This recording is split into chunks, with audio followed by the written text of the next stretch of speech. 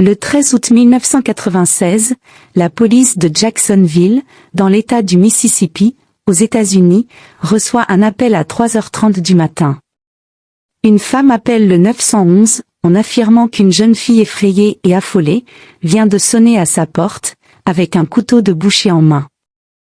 La police arrive immédiatement sur les lieux, et trouve une jeune fille blonde complètement sous le choc, les yeux grandement ouverts et effrayés. La jeune fille ne cesse de répéter aux policiers, « Ils lui ont tiré dessus, ils lui ont tiré dessus », tout en tremblant de peur. Il s'agit de Brooke, une jeune fille de 18 ans, qui dit aux policiers que son petit ami Jeffrey a été tué sous ses yeux, et qu'elle a été kidnappée, élevée, puis enfermée dans un coffre en bois de taille humaine. Brooke emmène immédiatement les policiers dans la maison voisine de laquelle elle vient de s'échapper en courant, et dans laquelle le meurtre a eu lieu. La police entre dans la maison et ne voit pas le corps du petit ami de Brooke qu'elle dit avoir été tué. Mais en allant dans la cour arrière de la maison, les policiers font une découverte macabre. Ils tombent sur des morceaux de corps humain fraîchement découpés et éparpillés tout au long de la cour menant jusqu'au lac, qui est situé près de la maison. Les policiers vont retrouver au total 88 morceaux de corps humain, dont plusieurs morceaux ont été jetés dans le lac. La police soupçonne aussitôt Gary Simmons, le propriétaire de la maison dans laquelle l'horreur a eu lieu, d'être l'auteur du meurtre aggravé de Jeffrey, ainsi que du kidnapping et du viol de Brooke. Mais Gary a pris la fuite. Un mandat d'arrêt est immédiatement lancé contre lui. Mais cette horreur commence en réalité le 11 août 1996. Lorsque Lori, la femme de Gary, commet la plus grande erreur de sa vie, en l'épousant. Gary et Lori se marient le 11 août 1996 et aménagent le même jour dans la maison de Larry. Cette maison qui deviendra tristement célèbre à travers le monde entier. Lori était déjà mère de 2 enfants, dont une fille et un garçon. Elle venait de divorcer de son premier mari et a rencontré Gary à l'école de ses enfants. Car il y travaillait en tant que gardien. Lori était très heureuse et se disait qu'elle a trouvé l'homme de sa vie, car Gary était très gentil et attentionné. De plus, il était passionné par l'écriture. Ça plaisait beaucoup à Lori, que Gary soit autant passionné par le fait d'écrire des histoires. Il avait beaucoup de classeurs dans son bureau, qui contenaient toutes les histoires qu'il avait imaginées et écrites lui-même. Ce n'est que 7 mois, après leur mariage, que Lori s'était enfin décidée à prendre l'un des classeurs de Gary, pour apprécier le talent de son mari. Mais Lori a été complètement sur le choc, et horrifiée, par les histoires écrites par son mari. Car en effet, Gary écrivait des histoires sombres, et atroces qu'il aimerait faire aux femmes, notamment les séquestrer, élever, puis en finir avec elles. Lori n'en revenait pas, elle a immédiatement demandé à Gary comment il pouvait penser, et écrire ce genre d'atrocités au sujet des femmes. Gary lui a répondu en riant, que ce sont ses fantasmes, et que ça lui fait très plaisir d'écrire ces histoires. Dès cet instant, Lori a réalisé qu'elle avait épousé un homme qui a des idées atroces, et démoniaques. Elle était enceinte à ce moment, et elle se méfiait désormais de son mari. Mais c'est après son accouchement que Gary va commencer à montrer à Lori son vrai visage. Vu que le jour où elle a accouché, Gary a demandé à avoir des rapports intimes avec elle. Lori lui a dit que c'était impossible, car ça ne se fait pas. Elle saignait encore, et avait très mal au bas-ventre, et à l'entrejambe. Mais Gary lui a dit qu'il n'en a rien à faire, il a envie d'elle, et il n'a pas besoin de son accord pour le faire. Puis il s'est mis à abuser d'elle, avec tout le plaisir du monde. Pendant que Lori pleurait, et ressentait une douleur qui transperçait son âme. Après qu'il ait fini son acte ignoble, Lori est allée immédiatement sous la douche. Mais pendant qu'elle se lavait, elle se sentait plus sale que jamais. Elle n'aurait jamais pu imaginer que son propre mari pouvait lui faire vivre une telle horreur. Mais à ce moment, Lori ignore que ce n'est que le début de son calvaire. Quelques mois après, pendant qu'elle est dans la cuisine, Lori entend des gros bruits qui attirent son attention. Puis elle voit Gary entrer dans la maison avec un très grand coffre en bois, de taille humaine. Elle panique et frissonne, car en voyant ce grand coffre, elle se souvient d'une des histoires qu'elle avait lues dans le classeur de Gary, dans laquelle il disait qu'il rêvait d'enfermer une femme dans un coffre. Laurie a aussitôt confronté son mari en lui demandant ce qu'il comptait faire avec ce coffre.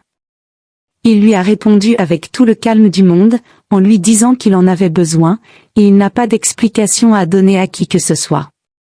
Mais au même moment, Gary se jette sur le cou de Laurie, et l'étrangle tellement fort, au point où elle s'évanouit. Lorsque Laurie se réveille, elle se retrouve allongée sur le lit, les mains attachées, de part et d'autre du chevet. Les pieds également attachés par le bas du lit. Gary se tient debout devant elle, et lui bande immédiatement les yeux. Laurie est complètement effrayée, elle tremble de partout, et se dit qu'elle est sur le point de mourir. Mais elle prend son courage à deux mains, elle dit à Gary d'arrêter et de la détacher, car ça ne lui plaît pas. Gary ne lui répond pas, il se met à la caresser le visage avec un couteau très tranchant. Laurie ressent sur sa peau à quel point la lame du couteau est tellement tranchante, au point où elle a du mal à respirer, car si elle fait un geste brusque elle pourrait se blesser. Laurie se met à pleurer, et à supplier Gary de ne pas la tuer. Mais plus Laurie pleure et le supplie, plus cela l'excite. Au bout d'un moment il retire le bandeau des yeux de Laurie, et lui dit « Pourquoi, ça ne te donne pas envie ?» Laurie est tellement effrayée qu'elle respire à peine, et a du mal à parler. Gary la détache, et lui dit qu'il l'aime. Après cela, Laurie a pris conscience du danger qu'elle encourait de vivre avec cet homme. Et surtout qu'elle mettait ses enfants en danger également. Quelques jours plus tard elle a décidé de porter plainte, et de demander le divorce.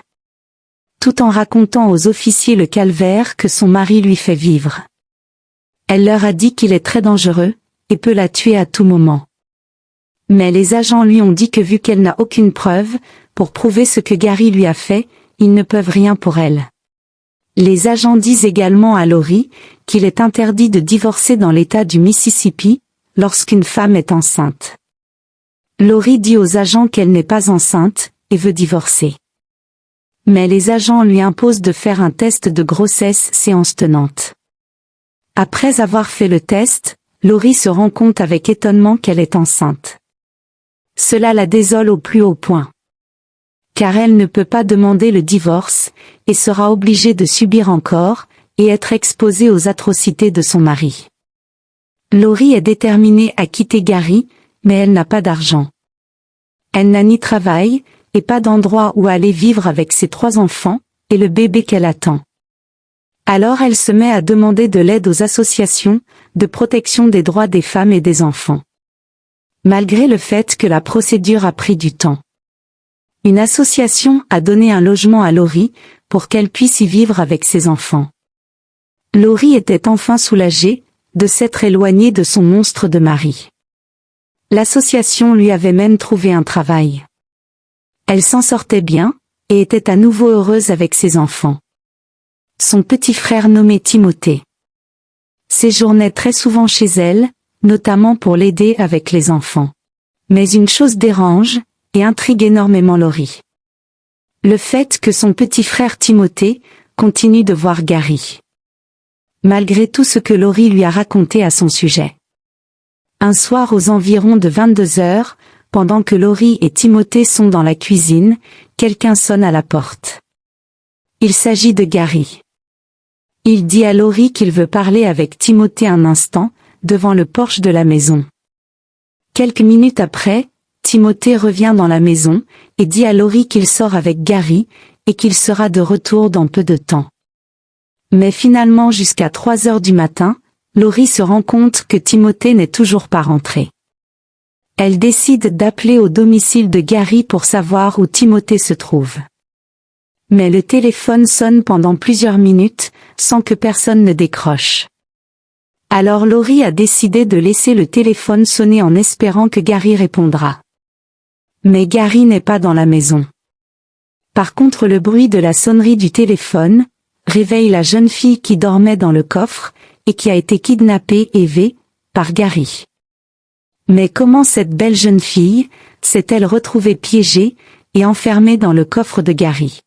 Nous sommes en 1996, soit 6 ans plus tard, à Houston, au Texas. Brooke Weber est une jeune fille ordinaire de 18 ans, qui est en couple avec Jeffrey Wolf, un jeune homme de 21 ans, qu'elle a rencontré à l'université. Ça fait 2 semaines qu'ils se sont mis en couple, et sont très amoureux l'un de l'autre. Ils se voient déjà fonder leur famille plus tard. Jeffrey est tellement amoureux de Brooke, qu'il l'emmène chez lui, et la présente à son père, juste au bout d'une semaine de relation. Le père de Jeffrey, qui se nomme Pasquiel, était très heureux que son fils se soit mis en couple, avec une belle jeune femme pleine de vie. Brooke et Jeffrey avaient prévu de voyager en amoureux, pour les vacances. Alors Jeffrey a fait savoir à Brooke qu'il doit voyager pour Jacksonville, dans le Mississippi. Il lui explique qu'il s'agit d'un voyage d'affaires, il doit récupérer de l'argent, avec une de ses connaissances. Alors ils peuvent en profiter pour passer quelques jours de vacances dans la ville. Cela convient parfaitement à Brooke, car elle ne veut plus quitter Jeffrey, ne fût-ce que pour une seconde. Le 12 août 1996, Jeffrey s'en va chercher Brooke chez elle, pour effectuer le voyage de 28 km, qui sépare leur ville de Houston au Texas, à la ville de Jacksonville, dans le Mississippi. Après 6 heures de route, le couple arrive aux environs de 22h30, à l'adresse qui leur a été indiquée. En se rapprochant du domicile en voiture, Brooke trouve la maison étrange, car toute la cour est dans le noir. Mais Jeffrey lui dit de ne pas s'inquiéter car c'est la maison de ses amis. En descendant de la voiture, il trouve un homme assis devant la porte de la maison. Il s'agit de Gary. Brooke trouve Gary étrange, elle dit qu'il avait un regard effrayant, malicieux, et diabolique. Mais une fois de plus, Jeffrey la rassure de ne pas s'inquiéter. Gary invite le couple à entrer dans sa maison. Il leur offre un verre. Puis Gary et Jeffrey s'en vont converser dans la cuisine, laissant Brooke assise seule dans le salon. Brooke raconte que Gary et Jeffrey parlaient d'argent. Le ton de la dispute était calme, ils ne se criaient pas dessus. Alors Brooke a été étrangement surprise d'écouter soudainement des coups de feu, provenant de la cuisine. Lorsqu'elle jette un coup d'œil, pour comprendre ce qui se passe, elle aperçoit la silhouette d'un homme, debout derrière Jeffrey, et qui lui tire dans le dos. Au moment où Brooke réalise qu'elle doit s'échapper de cette maison, Gary se jette sur elle, et la tire dans une autre pièce. Il lui attache les pieds, et les mains, et lui scotche la bouche. Puis il l'enferme dans son grand coffre. Quelques minutes après, Gary revient, il sort Brooke du coffre, et abuse d'elle. Tout en lui disant qu'il la laissera la vie sauve, si ses performances au lit sont bonnes. Vu que Brooke ne voulait pas mourir, elle a satisfait Gary. Malgré la peur qui lui transperçait le cœur, et la douleur de savoir que l'amour de sa vie, Jeffrey, vient d'être tué sous ses yeux.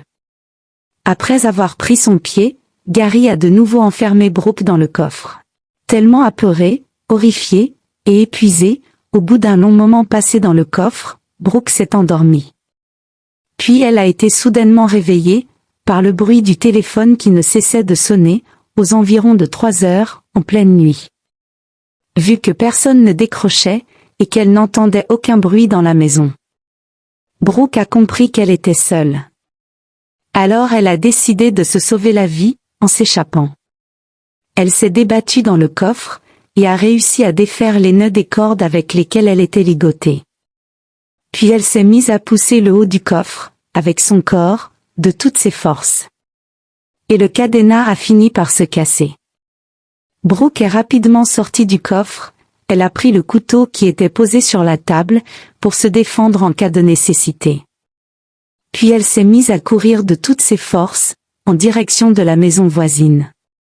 Mais en courant elle se rend compte qu'une voiture arrive derrière elle, c'était Gary, qui revenait à la maison. Brooke s'est cachée dans le jardin des voisins, en tremblant de peur, car elle craignait que Gary l'ait vue, et se mette à sa recherche pour la tuer. Mais Gary est plutôt entré dans sa maison. Quelques instants après s'être rendu compte que Brooke n'était plus dans le coffre, il est sorti de la maison en courant, est remonté dans sa voiture et a pris la fuite. Brooke était enfin libre. Elle a couru chez le voisin, et le voisin a appelé la police. Dès lors, la découverte macabre a été faite, mais le comble c'est que c'est Timothée, le petit frère de Lori, l'ex-femme de Gary, qui a tiré sur Jeffrey. Puis a aidé Gary à découper son corps, en 88 morceaux, avec une hache, retrouvée dans la cour de Gary, juste à côté du lac. En rentrant à la maison à 4 heures du matin, après avoir commis ce meurtre atroce. Lori affirme que Timothée avait l'air perdu, et le regard vide. Elle lui a demandé ce qui n'allait pas, et Timothée lui a dit qu'il était obligé d'aider Gary à commettre cette atrocité, car Gary l'a menacé en lui disant que s'il ne le faisait pas, il allait tuer Lori et ses enfants. Quelques heures plus tard, la police arrête Timothée au domicile de Lori, pendant qu'elle est au travail. Et justement pendant qu'elle est au travail, elle a peur, par rapport à ce que Timothée lui a raconté, elle sait désormais jusqu'où son ex-mari est capable d'aller. Alors elle craint que Gary se mette à sa recherche pour lui faire du mal, ainsi qu'aux enfants. Mais au même moment, Lori reçoit un colis, il s'agit d'une cassette, enregistrée par Gary. Dans un magasin électronique, situé à quelques mètres du lieu de travail de Lori.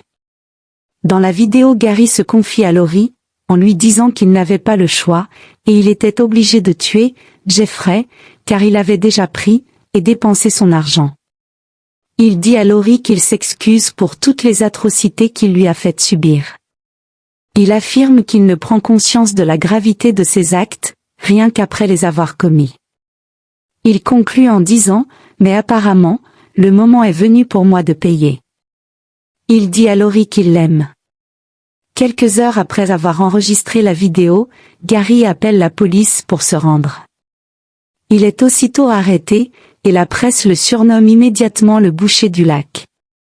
Le père de Jeffrey est dévasté en apprenant que son fils a été tué, et découpé en 88 morceaux, par Timothée, car Timothée était ami à Jeffrey. Le comble c'est que Jeffrey et son père avaient hébergé Timothée pendant un mois dans leur maison à Houston au Texas. Le père de Jeffrey a fait savoir que cela lui faisait encore plus mal, car c'est lui qui lavait les vêtements de Timothée pendant son séjour chez eux.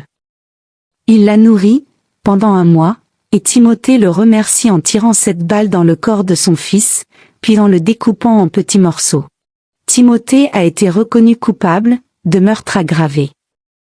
Il a été condamné à la prison à perpétuité, sans possibilité de liberté conditionnelle. Gary Simmons, quant à lui, a été condamné à la peine de mort. Il a été exécuté le 20 juin 2012. Après avoir passé 16 ans dans le couloir de la mort.